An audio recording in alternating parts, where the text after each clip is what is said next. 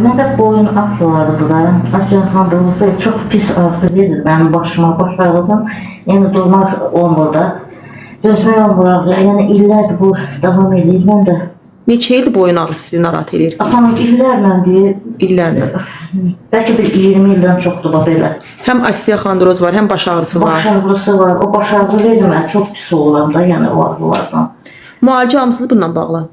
Bununla bağlı bir neçə dəfə getmişəm, yəni heç bir nəticə görməmişəm. Yəni elə olur ki, günlərlə keçmir də. Ağrı kəsici vurmusunuz? Elə ağrı kəsici ilə qaldım da. Onunla belə yenə ağrılar gəlir. Bəli, ağrıyır. Qarnımın bu hissəsində də çox böyük şişkinlik vardı.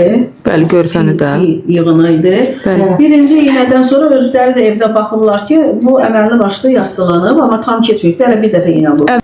Əgər boyun damarlarının içərisi axın sərbəstlisə, qan axma sürətində bir fərq yoxdursa, onda bəli, əzələlərdən, bağların gərilməsindən ola bilir, əzələ yəni özünün miyazitindən ola bilir. Ona da bəli, biz müalicə edə bilirik. Yaz gəlir qabaqda, düzdür, havalar çox gündə bir rəngə boyanır. Bu da maqnit sahəsi yaranır. Yaz yorğunluğu yaranır. Bəli, bəzi insanlarda bu maqnit sahələri havanın gah yağışlı, gah günəşli, gah küləkli olmağı ürək damar sistemi olan xəstələrdə, Parkinson xəstələrində həssas olan insanlarda çox böyük depressiyaya, təşvişə və ağrıya səbəb olur.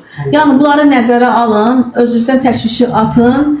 İndi deyək, təbiət də artıq bu vəziyyətdədir, insanlarımız kimi. Heç kəsdə sakitçilik yoxdur. Özünüzdən müğayət olun, hər dərdin dərmanı var, yetər ki, vaxtında müraciət edin və tezdə sağalmaya nail olun.